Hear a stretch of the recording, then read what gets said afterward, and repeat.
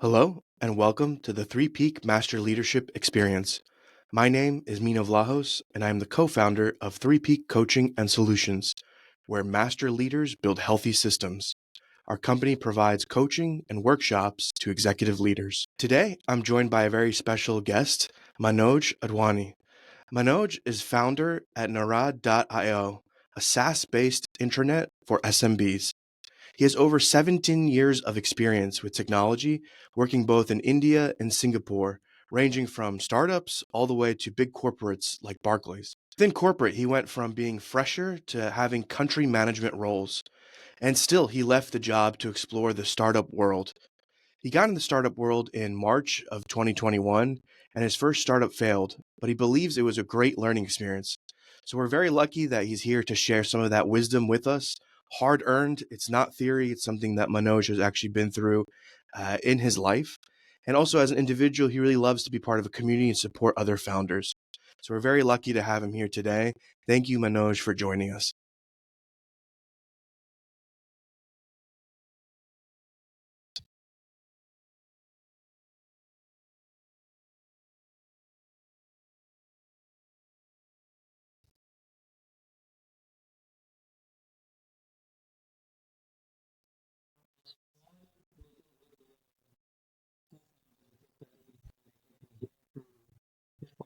You so much to you and the whole team of 3P who thought that I should be here and just looking forward to a good time with you folks. Thank you. Thank you. Yeah, I'm going to get right into it because I think in some ways we have a different experience, but some similarities. So you came from a big kind of corporate background. You worked at Barclays. I also came from a corporate background. So I Correct. was working at Ernst and Young, Accenture, and now we're both doing this startup thing, right? And it's quite a departure from the corporate world. And I know that every venture starts with a seed of potential. There is a vision or an idea that starts to kind of bubble up. So tell us a little bit what started to occur when you were in that corporate scene that might make you want to start a startup business. Yeah, sure, Mino. So I think when we talk about the corporate or be it any job, I think as a fresher when we start, and I will try to speak on a behalf of any Indian individual, any Indian youngster who come from the tier two cities who have not seen enough. So what happens is we get into these jobs, we get into this corporate because they're too shiny. And we really want a piece of that. We really want to be part of that shine. And that's how we enter. But the problem is because the kind of background we come from, we enter this to corporate and after a while we hit a glass ceiling. We start feeling like they're not reaching anywhere. But I'll be very honest. I think I also don't want to, misguide the youngsters, those who are listening. It's not that there is no potential in job, there's no potential in corporate. In fact, when I look back, I think there was too much of a potential in corporate. There was too much of potential, but is that we did not knew the right way. For example, even if you talk about the companies like Barclays or ANY, in your case, there are people those who become the country head or country CEOs. And if you ask me, are they doing well? Yes, absolutely, they are doing well. But do you or me know the way how to become the CEO of ENY or CEO of Bank? Answer is no. And that's the reason we hit the glass ceiling. And eventually, that was the thought process with me that, okay, now I'm at a certain position at Barclays. I have spent like 14, 15 years of my life, started with a fresher, went to different roles, cities, different countries. But now what next? There was not enough challenges for me there. And the problem was because I also didn't knew how to find next challenge. Might be I could have just gone to my CEO or CTO or director and told them, okay, now I want to become the CEO in next 5 years or next 10 years. What is the path? But I don't know. Like I didn't even try that. I was like, the only way to become better is now to leave the corporate and start your own startup. And I think so what happened is like all the legacy that I built in like 14, 15 years, it was gone. Like on 28th of February 2021, I was like, technology risk manager at Barclays. And on 1st of March, I lost my identity. It's like whatever I have done is gone. And that's the reason I say it's so difficult, not just mentally, but also emotionally. People like us, you would have put so many years to become that AVP, become that VP, and then you're like, okay, my title is gone. Now I don't have that luxury. So though in actual, I left my corporate job with a mindset that there is not much room for me to grow, but that was my childishness. That was my wrong understanding. There are people, those who grow, those who become the country heads, those who become the CEOs. But I think I did not have the right direction. And also, I don't know who should I have reached out. But now in last 3 years, now I exactly know that if you're in a job, what you should do. But the problem is now I don't have a job. Now I have a startup where I'm struggling on both the sides. I need to make my own identity because I'm no more a VP of Barclays. Now I no more have a foot in the door. It's just Manoj Adwani, but I still use my tag, ex Barclays, to get foot into the door. So I think this journey is much more difficult. Having said, I'm not taking away the joy. I'm not, because I think since I have been into this journey for more than 3 years now, it's absolutely fantastic. Now I'll be very honest, I think I've become 100 times better than what I was 3 years back. I might not be making similar money, which I will eventually make in a couple of years. But I think in terms of knowledge, in terms of understanding, in terms of connection, I don't have words. And I think the best example is I don't think I would have been ever on a podcast with someone sitting far away from me in US if I would have been my job. I think that sums it, but that sums it up a lot better. And I'm sure I know you must be having same feelings because you have seen the same transition. Absolutely. Like when I was in a more corporate setting, like, I was good at my job, like I was a good performer. Um, but now that I've gone through the kind of experience of having a startup, who I've had to become in the process, and all the skills I've had to learn and push myself out of my comfort zone, and yeah, I would have not been hosting a podcast. I would not have been on a podcast. We would not have definitely not have met.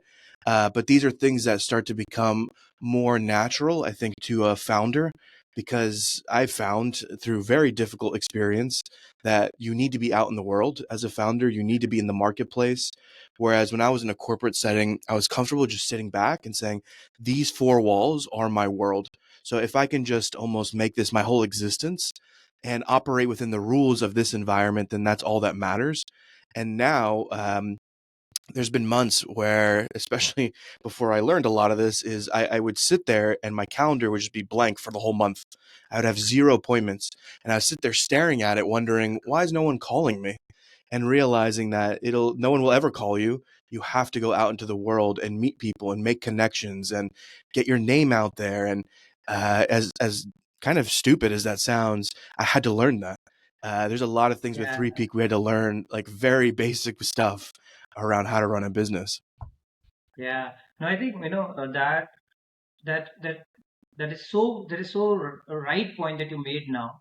And I think I tell to a lot of people, a lot of those people, those who might be doing very well in the corporates, the reason they fail in startup is because no matter you're on which rank in the corporate, you could be a fresher, you could be a VP, you could be director, but there is at least someone telling you what you have to achieve in a month or in a quarter or in a year.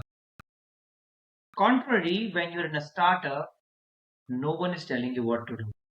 And that's the reason most of these corporate guys, no matter how good they are in the job, when the corporate, including me, they fail at the startup. Because no one is telling you, your calendar looks blank, like you just said, and eventually your account looks blank.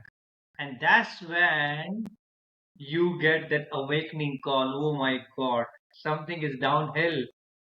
Things won't work this way. You have to pick up the phone, make that sales call so that that dollar can hit your account. I'll be very honest. For first almost, I think 18 months after I left my job, I did not make a single penny. I did not make a single penny for first 18 months. And specifically when you look for, making that six-digit income at corporate and then not making a single penny, Most of the time, I was not able to face myself. When I look at myself in the mirror and I'm like, have I done the right thing? Because, I have got a family to survive. But then it was like, okay, now whatever I have done is done. I cannot go back and change it. The only thing I can do right now, take hold of the opportunity, accept it, and run from here. So I know. So when you say that calendar looks blank, I know it looks blank and it hits very bad. Yeah, now it's like I went from being like, oh, that might be okay, to now if I don't have like sales calls every day, I almost get mad at myself where I'm like, what am I doing with I need to be. So the startup life for me boiled things down. I had to get it very simple. And, I used to think of business as all these different functions, and it is. But in the beginning, it's so basic. It's like, can we make something and exchange it for money? And that's like the entire enterprise, the entire journey in the beginning is, can I make something and exchange it for money? Everything else I learned was a bit either superfluous or just it was not a high priority.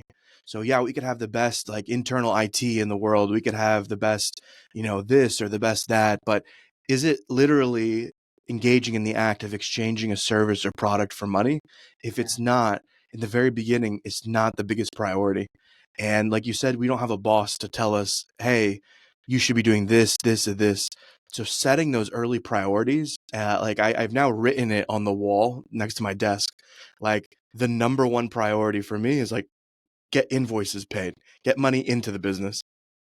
yeah, Number two, like do a sales call. Number three, like I had to really write it down so I could see like what, and if I'm doing number five, but I should be doing number one or number two, I remind myself like today, you either have an invoice you need to collect or you need to make a sales call. These are the most important things, exchanging money and actually selling. And that's been a big revolution in the way I've thought. It's just not how I was trained in a corporate setting, where it was much more yeah, about either, okay, I'm going to do the service, I'm going to do my job, I'm going to check in with my yeah. boss, okay, I have a little lunch. Like it's a very different, it's beautiful in its own right, but it's a different mentality. Yeah, I think the point you made about sales. So, in my all 14 years of my job, I never been into the role of a sales or marketing. Never. All my 14 years were very, very executional job. You had to do this, do that. You to send it an email or you to, complete certain tasks. But it was never sales and marketing. And I never knew that I am good at marketing or I can ever do sales. But I think I will put this very straight for anyone who thinks he wants to do his startup or he wants to do any kind of business in his life. You have to learn sales. Sales is not about all the theoretical knowledge, funnels and everything. It's about human to human connection. Can you pick up the phone, speak to someone, and can you explain them what you do so that they can pay you the money? If you can do this, I think the rest everything will follow. If you cannot do this, if you are, too reluctant, too stuck in your mind, thinking what other person would feel, what if he is busy, what if he doesn't like, no one cares. And I think there's a very good saying that I've learned. You are only serious for yourself. Like you're only important for yourself. No one else is treating you so important. So put down that ego. That's you are so important for someone that he would think about you. Just pick up the phone, call him, tell him what you do. First person, second person, third person, and another golden thing is you will 100% screw up first few calls. That's okay. There's nothing wrong. It's like when we went for the first interview, did we screw up? We screw it up. But did we stop going to the interviews? No. It's similar. That was a job interview where we were applying for the job. This is similar. You're applying where you can sell your product or where you can sell your service. So I think it's just very, very clear. If you want to become a startup founder or any businessman, you should know how to sell. Learn, start selling right now. I think I don't know how I can emphasize it more, but if you cannot sell, it will be very difficult to survive in the ecosystem. Yeah, it's such an interesting disconnect because I've been through it myself, and I think you're speaking from your experience that I went from thinking sales was somehow bad or dirty to I'm like, now every day there's only one thing that matters to me, and it's sales. And it's because I believe in our service.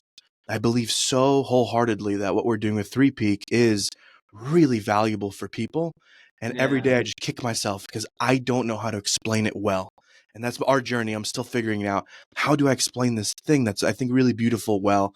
But I've gone on such a transformation, inner transformation, where I just like sales has become for me one of the best self development tools. And yeah, being a startup founder, one of the best self development tools. I almost think of sales as like a spiritual practice these days. Whereas I used to think it was this like moral evil. Now I'm like, it's like it could be the path to spiritual enlightenment for me. Not. I'm not saying generally.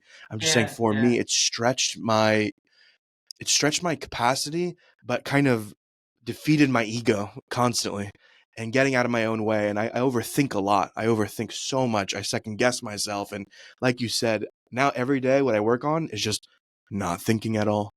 And actually, in a weird way, all the meditation training I did helped me with sales because I just try not to, and I be a blank slate, not to think.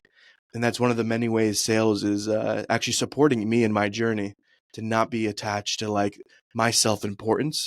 yeah, Because actually, I need to just call someone and see, hey, do you need some support? Because we have something that could yeah, potentially help. yeah, yeah. No, I think so. One thing that you said, I think sales is very much similar to, and I think again, one more point that the new folks need to understand. It's about the storytelling. If you can't tell the story, you can't sell the story. And I'm a firm believer of it. Like if I'm on my calls, I never sell my service. I always sell the story that what we did to a certain customer and how he has, zoomed up or whatsoever. Once, and I think the best way is if your customer can sell your story on your behalf. That's the best way. I don't know how you can do it, but you had, I think for you, like what you are doing, like you're doing this podcast. And if you can, get your customer on the podcast and directly, indirectly, if you can speak about your product and service. I also have my own podcast, but that's in Hindi. Most of the, and I think that's how people got to know about me. That he worked with so and so brand, and that brand has got scaled up. And someone like, how do you know? He himself said that. He said that on the podcast, or he said that on his website, or he said it on LinkedIn. My job is done.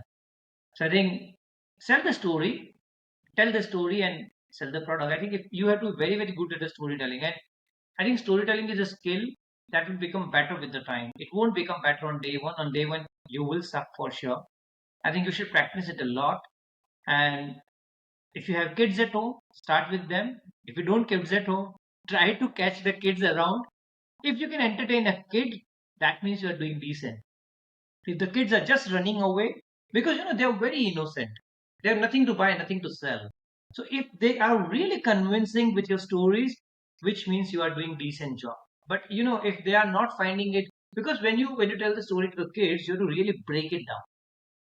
You have to really break it down. You cannot use the jargons with them. You cannot use the heavy words with them. But if they understand the emotion, what you're trying to convey, if they can understand what you are trying to explain them through the story, that means you are doing a decent job. But if the kids are running away, which means you're still a lot to learn. So I always practice it like our daughter who's like 7 years old. So I try to tell her a story during the bad time. And if she tells me I don't understand, I'm like, oh my God, I'm not doing the right job today. I'll have to break it down more. I'll have to make it more simpler. Because I think as a human, we like simple stuff. We don't want there's only so many complications in life. Now you come and explain me one more complicated thing. Then I'll give you the AI, I'll put you in the bottom technology, I'll give you server and whatnot.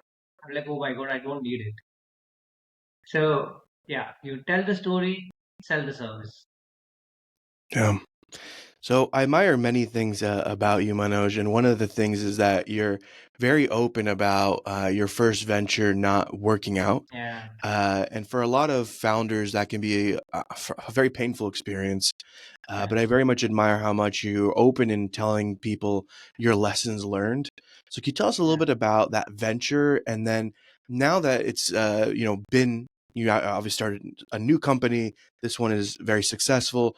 What did you learn from that first venture that helped you in starting your new venture? Yeah. So, sure, so the first product or the first SaaS product that we were trying to build, if I just explain kind of a simple line, it was a B2B, business to business marketplace. So let's say you are a big manufacturer and you want small retailers to buy from you, or you are a small retailer, you're looking from some big distributor or some big manufacturer, you can buy from them and eventually sell it. So we were building a marketplace where these two parties can come together and do the business, and eventually you make commission out of it. So that was the simple business idea. Uh, why we chose it is like it was in some I won't get into too much detail. It was like we just found out this gap, and as an individual, I didn't have a co-founder role, so I just found out this gap, and like everyone was talking about the startup. This was somewhere in year 2019. Like everyone was talking about the startup, and I was like, okay, let's do it. So I didn't give it a thought. I didn't give it a thought. I didn't knew that what does it take to build a startup. I didn't talk to anyone. I was in. So I think this is a very good thing that people should understand, especially for the Indian kids. I'll tell you. I don't know about how does it work in US or Europe. So in India, I come from a very small town. So where my mindset used to work back then, 2019, 2021, that I come from a small town, but I have made it so big. I reached Barclays, Singapore. I'm in the country management. I'm the best guy. I don't need to ask anyone. I already know much more than those guys. I don't know what they're doing in some small city in Mumbai, Bangalore, or Surat. I know much more than I don't need to ask anyone. If I can do this from the small town, if I can reach Barclays, Singapore, I think I can do this. It's just a matter of time. I'll do it. That was my first mistake. You might be good in your job. You might have done enough doing the same job so that you got promoted, you went to cities, you went to countries, but that doesn't mean that you're good at everything. So, lesson number one, I did not talk to anyone. I directly jumped in. That was one thing. Second thing, everyone talks about the product market fit, PMF, but no one talks about PFF, product founder fit. The good way of thinking it, are you the right founder to build this product? If the answer is no, you should not do it. For example, if you talk about the LinkedIn, Reid Hoffman, he was the right guy to make the LinkedIn. And this is something I have learned, I have read it somewhere. When the Reid Hoffman and his co-founder were building the LinkedIn, they were asking like, who will be the first customers? They looked at each other and they were like, okay, we have at least 1,000 good phone numbers in our mobile who are on the big ranks in the corporates coming from Harvard and Stanford. I think we can at least get this thousand people on the LinkedIn. So they had their first customer ready with them, and that made them product founder fit. They belonged to that market. They knew the people. They knew the problem, and that's why they were right people to solve it. In my case, in my first venture, I just picked up the idea from nowhere. It was not my problem. It was some random problem. I don't even remember how did it struck me. And I just started building on it. And the biggest reason I failed, because when I was talking to these businesses to coming on board, I had no clue and they had no clue that who's this guy, because I did not know anything about the way small businesses work, and specifically this small business we're talking about, this textiles, diamonds, plastics, steel manufacturers. I didn't knew how they function. They didn't knew me. They were like, "Who are you?" And that was this was the second reason. First, because I did not do enough research talking to people about the startup or about the industry. And second, I was not the right founder to build the product. I should might be so. I always say, how do you decide how are you the right founder or not? First thing is, do you have the education in that field? Have you done some degree? Second is, are you working in the same vertical? Like, are you if you're looking for a fintech product, are you really working in a fintech? Do you really understand how complicated fintech world is? And third is, it could be your family business. That might be because working with your fathers or brothers or cousins, you know enough about that vertical. If you're into into one of these three categories, then you should absolutely go and build it. If you're not into these three categories, still, if you want to get into category, I strongly recommend go and work for someone who is working in that category, and then at least you will learn. And if you don't want to do it, don't build it. And it has been so expensive mistake. I spent like what, $100,000 to learn this. And I'm still telling that I still know people, I still know youngsters who are doing the same mistake. And they will only get to learn this hard way. But this is my biggest thing, that you should not directly jump into it, and you have to ask yourself, are you the best person to build it? If you think you're not the best person to build it, do not build it. Because then you'll be stuck somewhere and no one is coming to help you, that's for sure. Definitely. It echoes a lot of the mistakes that I've made in mine as well. So I'm sitting there and I'm like, oh boy, I hope that. Yeah, But like, if I could just share my personal story, I came from the coaching kind of corporate coaching industry. So I have more of the education and skill set of what we're doing. But something I supremely underestimated is I do not have a network of executives that I can pitch to. And so, like you said, the kind of the founder fit, right? Like this is something that I question all the time, and I'm like, how did we possibly start this company and not think about this? About who are we actually selling to, and do we know those people?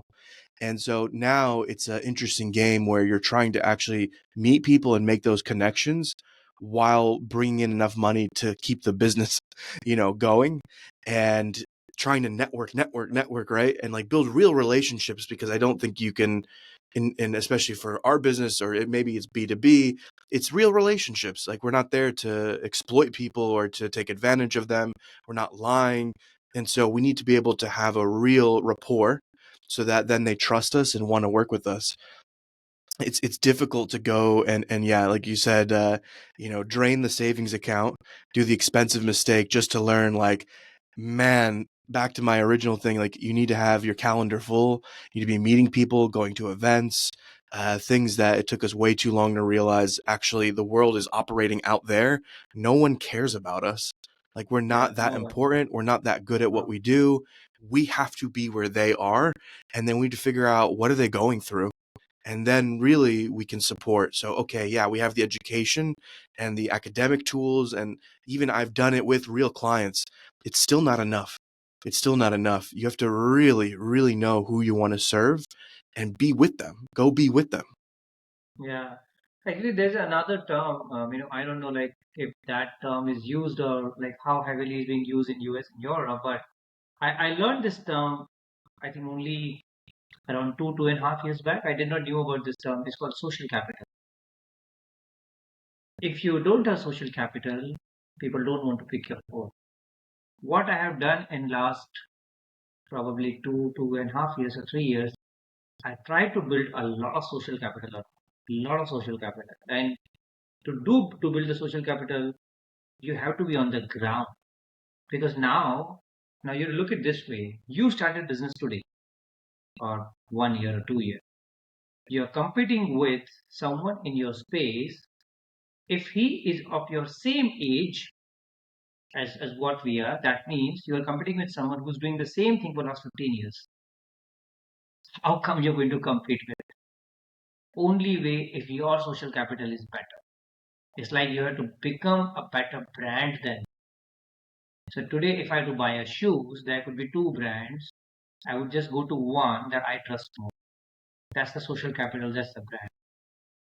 I didn't knew this word exist when I was in job, because at my job, my title was good enough for me. So and so at Barclays, you go to banks, your accounts are open. You go to Amex, you get your credit card, and you go to events, you get welcomed. It's not because you are Manoj Adwani, it's because you are Barclays. But I didn't knew this so and so term. But now when I learned there's a term called social capital. So if I talk about the Surat, the city I belong to, I can tell you in last 3 years I have gone to every event. I have not missed one event in my city. Not a single event. No matter good, bad, who's calling, what kind of event, HR, tech, process, sales, marketing, whatever is it, I will go. The reason is because I want to be there. I want people to know about me, that there's this guy who's come back from Singapore. is trying to build something so that next time when I give them a call, I don't have to explain myself, who am I? I just have to tell my name, that I'm calling so and so, and they exactly know. Ah, yeah, yeah, yeah. We know about you. We heard about you. Okay, tell me, how can I help? And I think the social capital, people take it so lightly, so lightly. I don't know why. I don't know why. I think so. There's again a saying that there are a lot of things you can get it done with money. That is real capital, and there are thousands of things you cannot get it done with money.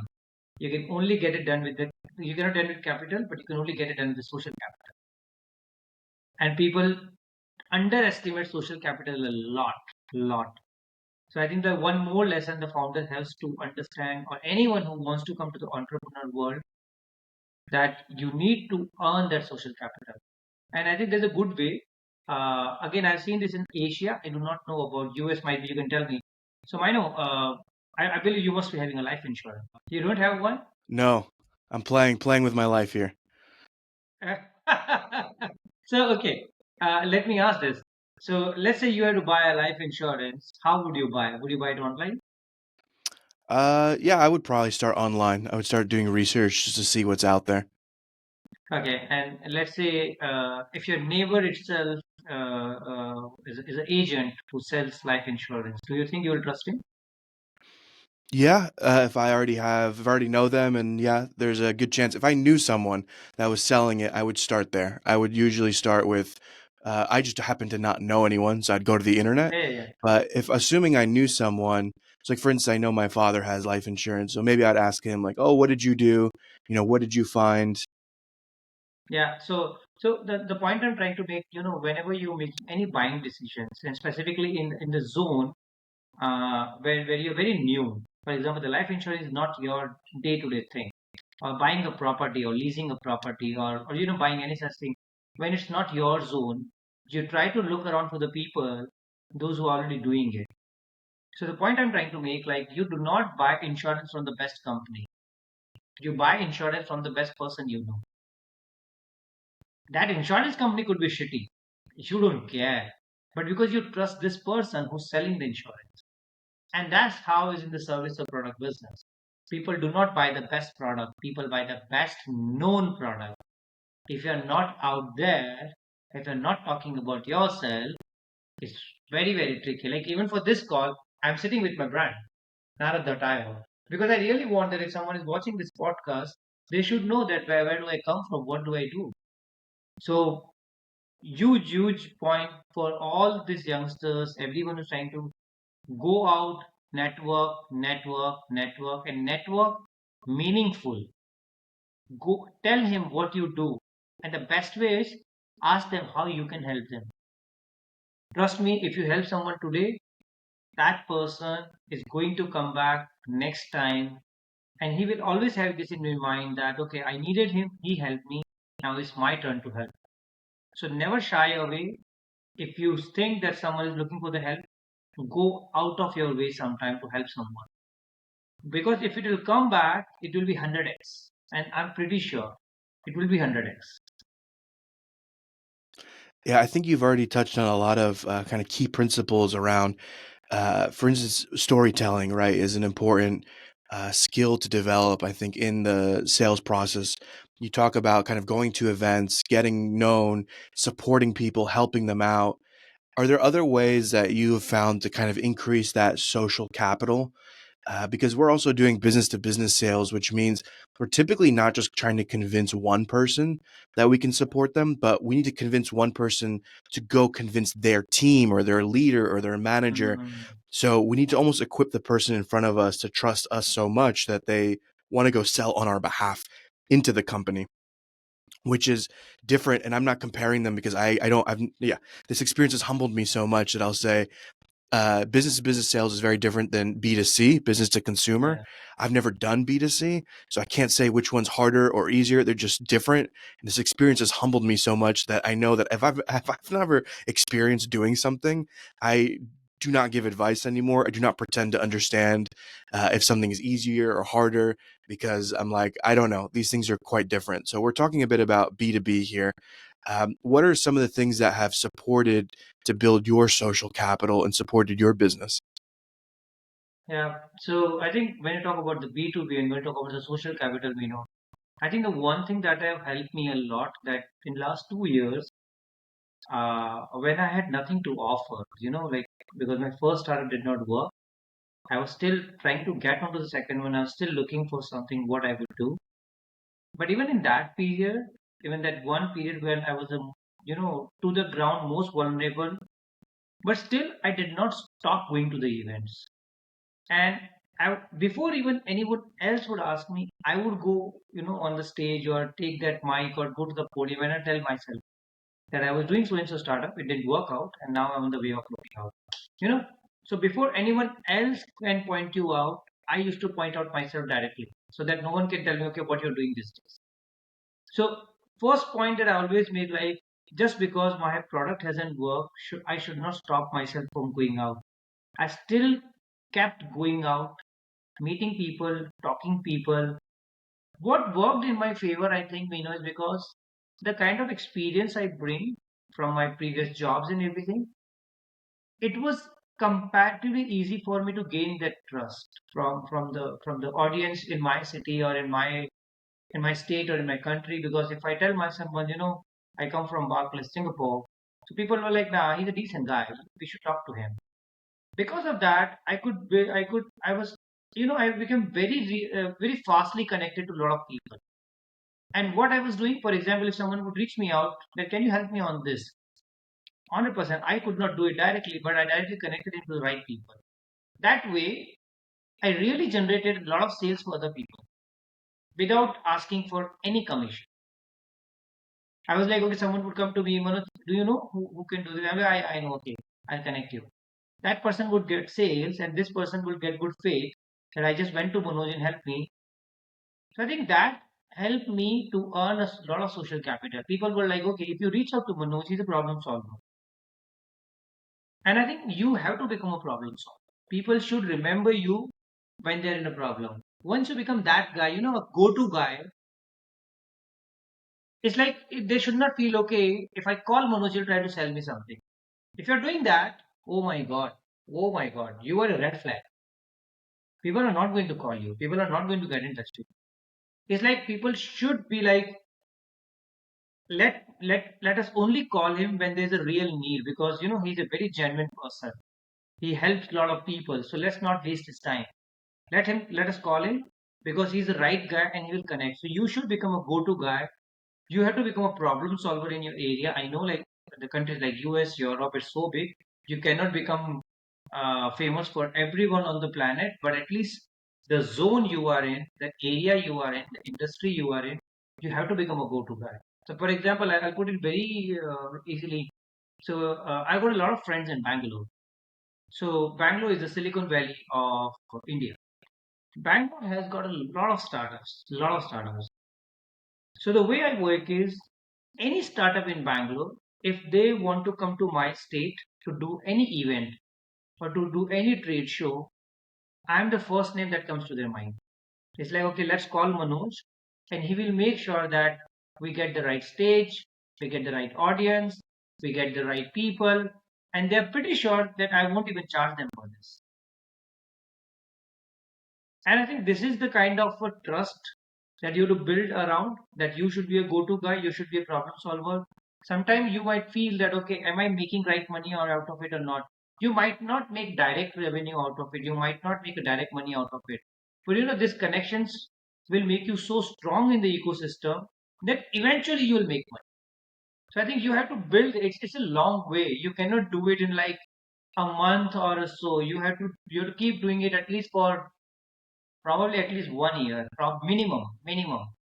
If you keep doing this for 1 year, meeting right people, talking right things, solving right problems, solving real problems, people will trust you, and that's where you become that social capital. That's where you become your personal branding, and that's how the things work. You have to be very very authentic. Yeah, I can't help you, but I know someone can help you. Okay, let me connect. So I think that's a very basic. I have also learned it hard way, and I think I'm still learning it, because I think as a human we get driven away and you start selling your own product or your own service. But I think everyone has their own learning curve, and I'm also learning it slowly now. And so, what was it like when you kind of chose to end your venture? Uh, I can, for me, only imagine if I had to do that at this point, it would be very painful for me. It's something that I invested a lot of everything of my soul, my time, my money, my energy. What was the process like to wind that down? Did you know, like there was a certain moment you knew, and was there an emotional component to that? Yeah, I think it was an emotional for sure, because something you have started and you worked on it for like day and night for 3 years, and then one day you feel, no, no, no, it's not going the way it should. Because eventually, you can be emotional, you can be philosophical, but I think then you have a mouth to feed, you have a family to look after, and there's a term in the stock market, stop loss. You should know you should know your limit, that you cannot make more losses than this. So I think I had that number in my mind always, that I'm not going beyond that. And once I had that number, me and my co-founder back then, we spoke about it, and I was like, okay. So the way it started, like, first, the step one was we moved from office to a co-working space. Step one. Step two, we let go all the employees. It was just me and my co-founder building in and out. And step three was like, even between two of us, we were making sales. But when we looked at that, even if we reach our 100% potential, by doing this, it's not going to be enough to become a really big company, or to become a really, really profitable company. And so that's where we sat down, we spoke to each other. It's like we only have limited time in our life to do certain things. Everyone has got like 365 days, 24 hours. So we're like, we have a limited time in our life to do certain things. Now we have to decide, are we going to spend that time doing this, or we should stop doing this and rather focus on something that could be more meaningful, more profitable, not just for us, for our clients, for our employees, for our family. And that's where it was a very, very emotional turmoil. I still remember, like, that co-working space. I went to the head of the co-working space and told them, okay, we are not going to come here from tomorrow. We just want to pack our bags, we want to pack our laptop, we put everything in a box, and we walked to the parking, and between me and my co-founder, we were like, it's done. We couldn't believe it. I still remember. I felt like, something will happen. Some magic will happen. Like it happen in movies. Some Marvel star will come down, or I really was expecting it. I'll just get some phone call. I'll get some email. But no, I think magic doesn't work until you work. So yeah, so I think no magic happened on the last day, and it was very, very emotional. Even when I look back, that we had to do it. But today, if I think that did we do the right thing, I think yes, it was the right thing, because dragging along something which is not working is kind of a waste of time, money, effort. Because, like I said, everyone has got a limited time in their life, and now we have to choose what we really want to do with the time. You should not waste it doing the things that really don't matter. So yes, it was emotional, but I think it was a practical decision also. And I always tell to all my founders that so you can fool around the whole world, but you cannot fool with yourself. So when you look into yourself in the mirror in the morning, and if you know it's not going to work, stop it. And there's one of my friend, or you can call it a colleague, or I can call it a mentor. He told this very strong line to me, that Manoj, anything which is not 100% yes is not yes. So as a founder, you have to understand there's no harm in experimenting. You should, but during the experiment, you should know when to stop. You cannot burn everything you have. Or might be you're so big, you already have like $1 billion in your account, and then you don't care. Okay, even if the few thousands are gone, that's a different story. Like, Because a lot of people, they start comparing themselves to the Elon Musk and Mark Zuckerberg. Okay, Elon Musk is building so and so, he burns $1 billion. Mark Zuckerberg is doing so and so, he's got $1 billion. Boss, you have to understand, they are the outliers. You are not. And that's the reason you are here and they are there. So to become Mark Zuckerberg, to become Elon Musk, first you have to build at least one profitable business. Make enough money. Then you can start experimenting a lot of things. You cannot start experimenting from zero, from scratch, asking investor to give you the money to experiment. That doesn't work. It's just the wrong way. So you should know when to stop. No harm in experimenting, but you should know your stop loss moment. And yeah, it's going to be emotional for sure, right? Even if you work on it for like a week or a month, doesn't matter. It's an emotional for sure. And so I imagine for some, there could be a very natural progression of like, it didn't work out. I'll go back into a corporate environment. I mean, there was a lot of things about a big corporate environment that really frustrated me. But now, there's like one day a month now where I'm like, man, how nice would that be? Like, you kind of get taken care of. You have like essentially like a daddy or a mommy that pays you and tells you what to do every day, and you get to just do whatever, they say. And like life in some weird way, I romanticize it as like simple, like I'm like, oh wow, remember that. And yet you decided not to do that. You have such an impressive CV. I know that you could go back into a corporate environment if you wanted, and instead you started another venture, which is now very successful. Um, what was that process like? Why start something new instead of going back into a more like familiar or even comfortable environment like a corporate? Yeah. So being honest, I did try. I'll be very honest. It's not that I did not, but I think uh, I'm not sure the way I was trying it was right or wrong. I don't know that, but it didn't work out the way I really wanted to. Because for me, it was like, okay, I have spent almost 14 years in corporate, and it was just around a break of 18 months where I left my job and started doing. So when I was going back to when I was trying to go back to, I realized now the things in the world would not be same. The reason is because now I started to own things, own success, own mistakes, own right thing, own wrong things. So I knew that it's not going to be same now. And that is something I also experienced in the initial talks when I was trying to speak to anyone. So the people I was trying to talk to, they were like, uh, uh, they were trying to be what is the right word for it? Yeah, yeah. So they were like most of like were they in a consoling mode. We know it didn't work out. Yeah, let us know how we can help. And I was like, no, I don't want the sympathy. Yeah, sympathy. They were trying to be sympathetic to me on the calls, on the meetings. And I was like, no, no, no, no, no, I don't need this. I don't want someone to give me a job out of sympathy. I want someone to hire me because of my CV, because of my skills, because what I have done.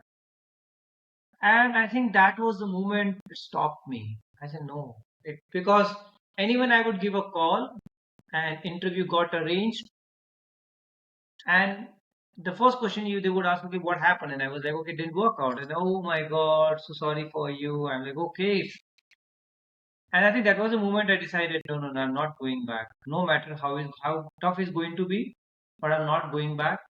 But I knew that I still have, I still did not have the second idea back then. So what will I do until then? So coming from the corporate, I knew a lot about the project management, a lot, because that's what corporate teaches you very well, how to manage big projects. So I started my online course. I was teaching project management to a lot of founders or the founding teams, specifically those who are in the tier two cities, because they don't have that kind of right exposure. So I started selling the courses. That course is 100%. It helped me to make money, but it also gave me a lot of visibility in the market. And after that, I started my podcast. So step one was, yes, I tried to go back, but because of the sympathy thing, I couldn't. Step two, I still had to make money. So course. I felt like, okay, now I know enough people. If I give someone a call, he will surely come on the podcast, then the podcast. And when this all three things came together, my social capital, my course selling, because course selling really taught me how to sell. Because I was really selling course on a higher price point. Because I had this tag of Barclays, I was really selling at the high price point, and I was not negotiating it. I sit on any call and say, okay, I'm not negotiating. If you really want to learn from it, this is the price you have to pay. So yes, I tried to go back to the corporate window. I won't lie, but I think the kind of feedbacks or the kind of response I got, it wasn't suiting me. And eventually, during my journey of course and podcast, there was this gap that I could find out. So I was working with a company as a consultant, as a freelance consultant back then, and I realized that I was helping them to make a lot of policies, a lot of SOPs, a lot of knowledge base. And I asked them, where are you going to store all this? And they were like, okay, we'll put it on the Google Drive. And that's where my mind stuck. I was like, don't you use intranet or a SharePoint? And they were like, what is intranet? And I was like, oh my God, what's happening? And that I started talking to a lot of people and I realized still smaller companies, tier two companies, SMBs do not use intranet. They use some random drives. And I was like, no, no, no, no, no. This is a gap for sure, and I should work on it. And that's where we started working on Narad.io. And the name Narad, because as per the Hindu mythology, Narad is a lot of information and knowledge. And intranet is where you store your knowledge. So I was like, okay, what can be better named than Narad.io? So that was the journey from one failure to the another product, where still, still grunting, still learning, still falling every day, still getting up every day. But yeah, so that's the journey. What's happening here, and I think there's no. I know a lot of people when their ventures fail, they go back to the corporate. In fact, they do much more better. I'm telling you, hiring an ex co-founder is the best thing any organization can do. Best thing because now that person has figured it out a lot of things. He will put his soul and heart. And I think if any of the good corporates are listening to this podcast, I would request them, if you are having problems at a certain level, you're not able to solve it, hire an ex-founder. He will solve it for you because he exactly know, because founders become the problem solver. So yes, I think ex-founders become the best employees. Yeah, I'll just pick on that shortly, and then we're going to get into Nara.io. But uh, I think what's interesting is we become problem solvers, but we have no real resources around us. So I don't have a big team. I don't have a lot of money. I don't have a lot of things. And if I imagine myself back in those environments, I'm like who I've had to become, plus all those resources and a big brand. And they have tons of like I think of my old company, and there was 1,000 documents and knowledge management stuff on SharePoint that was just collecting dust. Like no one ever touched it. And every time we did a project or we made a PDF or something, you just throw it on there and it just sits there forever.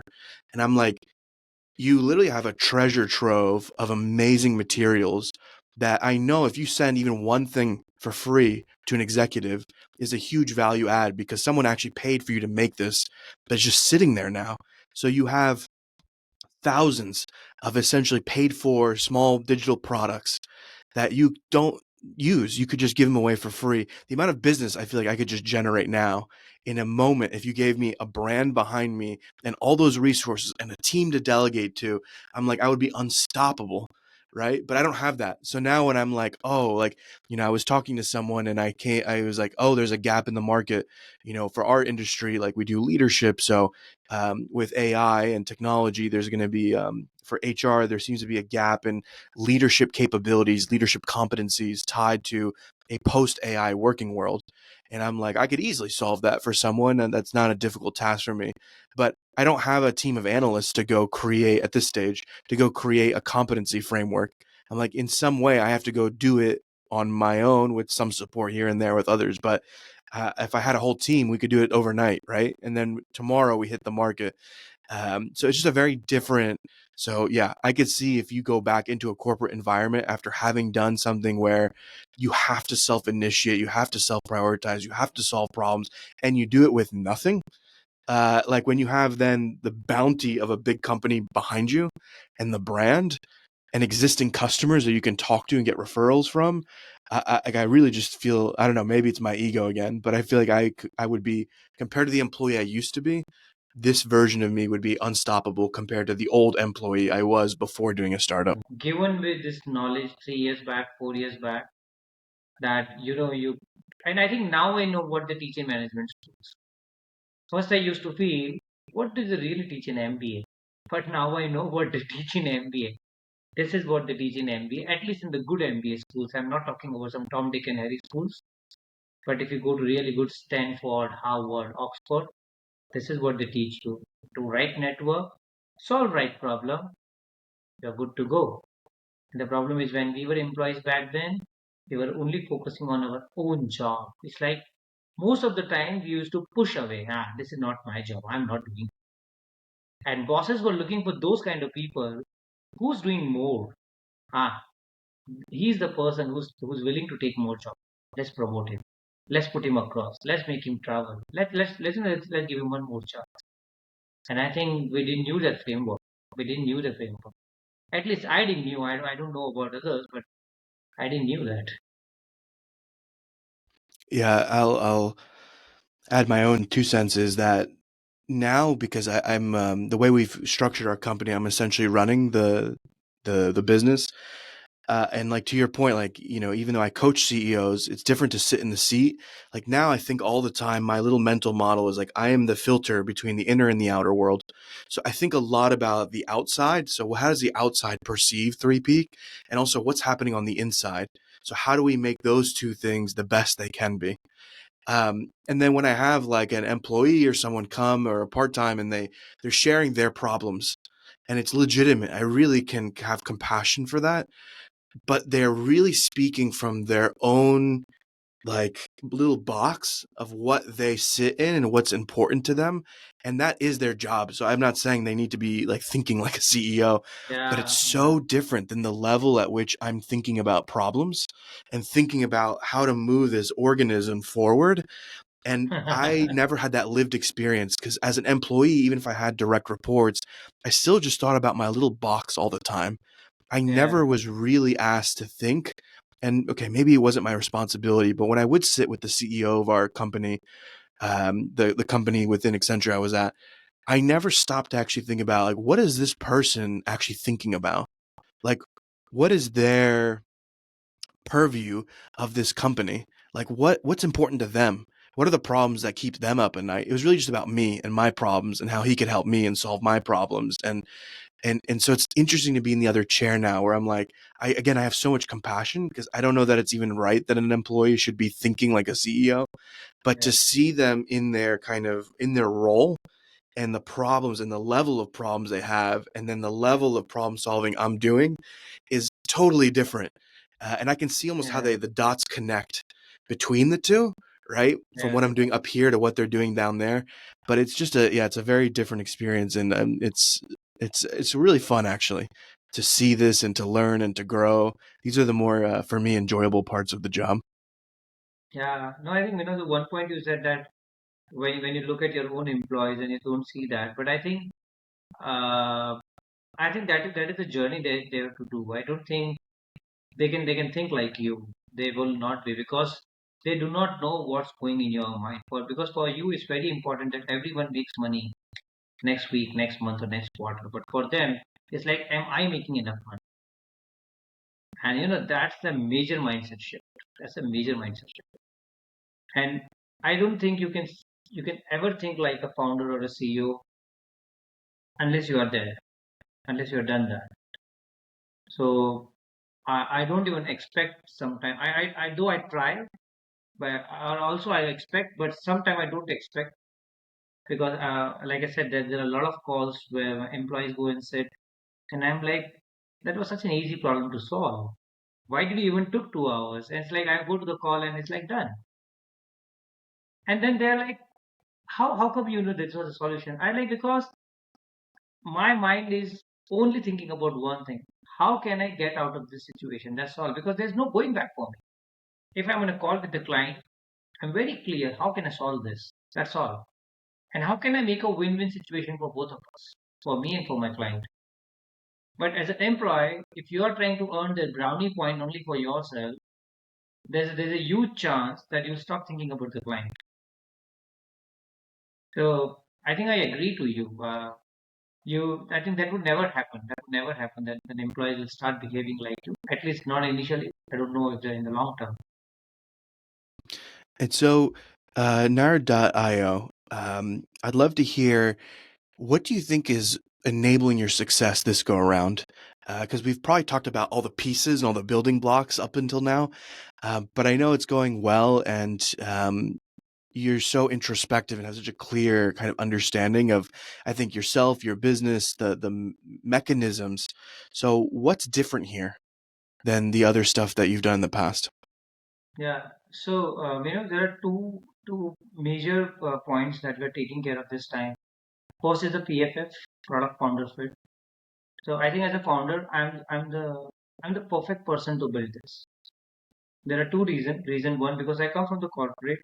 I spent like almost 14 years there, so I exactly know how an intranet works. What an intranet or a SharePoint can do in your company. So I exactly know that. And point number two, and the same reason is because in the last 3 years, I have seen a lot of the SMBs they struggle with this knowledge base. They do not know what to do with this knowledge base. They have this lot of documents, lot of SOPs, but they really don't know what to do. So I think that's the first point. I feel I'm the perfect founder. I'm the PFF. If I talk about the product founder fit, I'm the right founder to build this. Second, which I did not do in my last product. This time we are going with the customer feedback hand to hand. It's not like you build the whole product and throw it in the market and let people figure it out. No. It's like every feature I put it out, I put it on the LinkedIn, I put it on the emails. There are bi-weekly emails, there are daily updates, there are weekly updates going on social media, going on emails, going on messages, so that customer can give us a feedback. This is right, this is wrong, this is not required. Because of that, what's happening is we are not putting all our efforts blindly. We exactly know that if you're building something, is the customer using it or not? This is something we didn't do in our last product. In our last product, it's like you build it and they will come. That was the mindset. But I don't think that's work in the startup. At least it doesn't work now because there are thousands of products built every day and shipped every day. And specifically these young folks, the 18, 20s, 25, they have got so much of energy. They have got all this because of this cloud things and lot of credits, lot of investor money. People are building and shipping products like anything. So you cannot do this. You cannot build anything that you like and just throw it in the market. You have to understand what your customers want.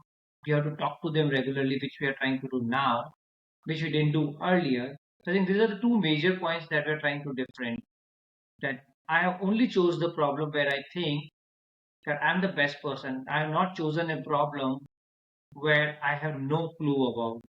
And second is I'm taking customer feedback very seriously. If the customer says no, we have already scrapped some of the features from Narad because our customers were not able to understand it. I'm like, it doesn't matter if my team has spent even 1 month building this feature, but if this feature is confusing my client or my customer or my user rather than convincing him, I should get rid of it.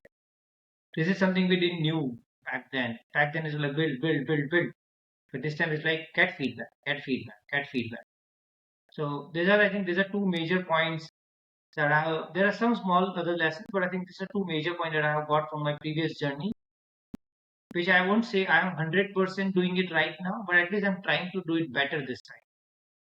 And I think rest the journey will show. Yeah. Is there anything you feel is different about you as a leader or as an individual this time around that has also enabled your success? Yeah, so I think in last 3 years I've become much more confident compared to last time. So some people might take it that I'm too egoistic, but now every client call I go, I'm always like, okay, you might be best, but I'm little better than you. I always go with that mindset. I think the kind of confidence that I have now, I didn't had this confidence last time. I don't know why. Was it something? I might be because I didn't knew enough, or I was new to the industry. I was new to the ecosystem, but my confidence level was not this high. I was always trying to go back to my Barclays label. That was I was trying to hide all my problems. But this time I'm putting my knowledge first. Okay, when you talk about all these jargons that are being used in the product world, in the startup world, all these experiences, how do you pitch, how you not pitch, the storytelling and everything. I think there's a lot I have learned, and I think there's a lot yet to learn. But I think the best thing that has happened in last 3 years, because of all this knowledge, I become much more confident.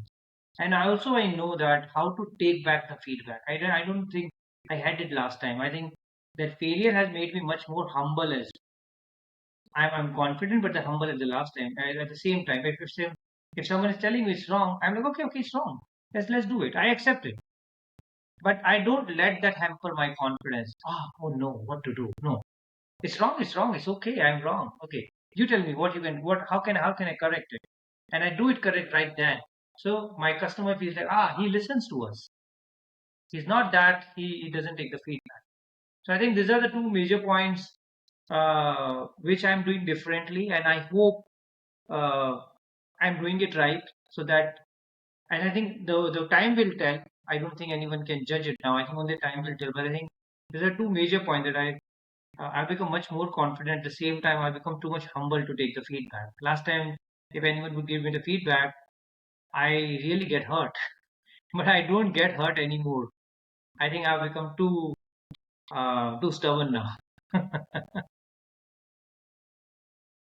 Yeah, yesterday for myself, I called it an emotional callus. Like there's Yeah, just this I can't even call it toughness, but there's just I don't know, like it just doesn't hit in the same way anymore. Like things that I know 3 years ago used to drive me crazy, now they happen, and it's like as if nothing happened. It's like not even I can't even register it. It's just not. It's a non-issue. So that's why I really believe that in some capacity, if we bring consciousness and awareness to this process, it's such a beautiful platform for personal development, for self development. Not that someone should do it just for that reason, and not that it necessarily will lead to that, but it can. It can be a beautiful platform where we learn how to be this beautiful, confident, but humble person, like you said. I think that's a beautiful thing. And I really value everything you've shared with us today. yeah, Do you have any? I'm going to start to bring us slowly to an end. Do you have any last kind of thoughts or advice that you would like to impart with people as part of the experience you've had and what you've learned along the way? yeah. So one very important thing that I learned throughout my life. I might not be very successful person because I think like I'm not a millionaire or I'm yet to make my mark in my life. I think one thing that I learned from whatever little I have achieved in my life is that to believe in the process. You have to believe in the process. And I'm telling you, things take their own time, but it happens for sure. If a person like me who comes from nowhere and if he can reach ranks in Barclays and go to places like Singapore and Europe, meet people, fantastic people like you and your other co-founders, and do all these things. I'm telling you, things happen, but you have to keep faith. Even like when I'm talking to you right now, I show you the. If you see this kind of a painting at my back, it says "Born to be a star," and I believe in it, and I'm sure it will happen one day. I don't know when. I don't have a date. I don't have a deadline. So I tell this to everyone: you have to keep your faith. You have to keep your faith. Things will happen. 100% will happen. But it can only happen one, you have to believe in it. Second, you have to keep working on it. If you're not doing any one of these, it won't happen. So I think that's the biggest thing I learned in my life. And I've seen that every time I take something very positively, it has happened.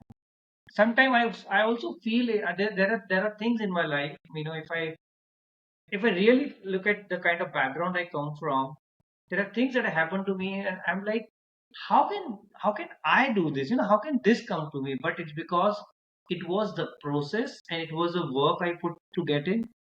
So faith, faith, faith. Have faith. Work for it. Things will happen, and you will see it yourself. It does work.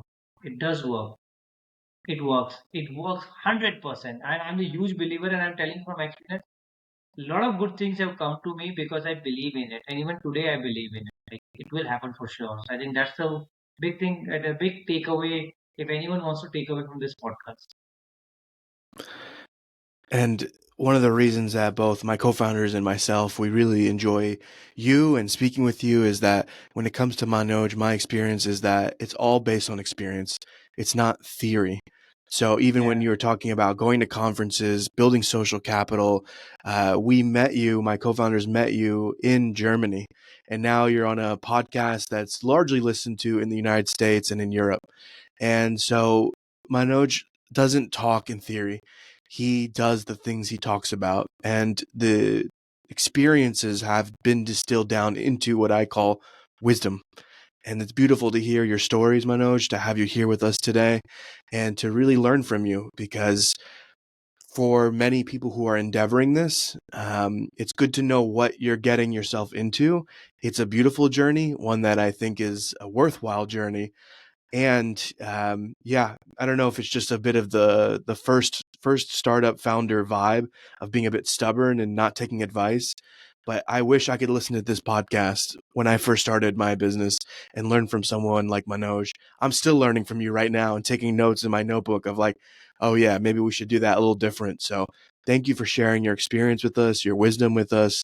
I'm so grateful to have met you, and I'm very happy that yeah, we get to build this community that's truly global, international, and bridge across our different nations. So thank you, Manoj. yeah. Thank you so much, Mino. Thanks to you. Thanks to the 3P Consulting for even considering a person like me who's yet to break through, who's yet figuring out things. Thank you so much for giving me this opportunity to share whatever little I have learned through my life. And I think it was quite kind of a very awakening experience for me where I had to, go back, and we spoke a lot of things about what I did at Barclays, what I did at my first startup. Though I won't lie that I won't say that I still think of all these things every day. But I think, sitting down with me and listening so much patiently with to me, is not that easy, because I know listening to someone else's story so patiently is not that easy. So I really appreciate what we could do today. Sit down, go through everything, and thank you so much for this opportunity. I hope I really could add value even a bit, even if this can even help 1%, if there's even one takeaway someone can take away from this. I will be really really happy. I'll be really really grateful. And thank you so much again. Thank you so much. Really means a lot to me. My first ever podcast in English, because I told you when I started, I had never done a podcast in English. So thank you so much, Meena. Thanks for it. Thanks for uh, all the preparation that you even through the emails. The audience might not know, but I think thank you so much for all this preparation that you kept me updated and everything. Uh, Really looking forward. Thank you so much. Thank you so much, Manoj. And so with that, we're going to end our episode for today. Thank you everyone for listening, and we'll see you again soon. Bye bye. Thank you so much. Bye.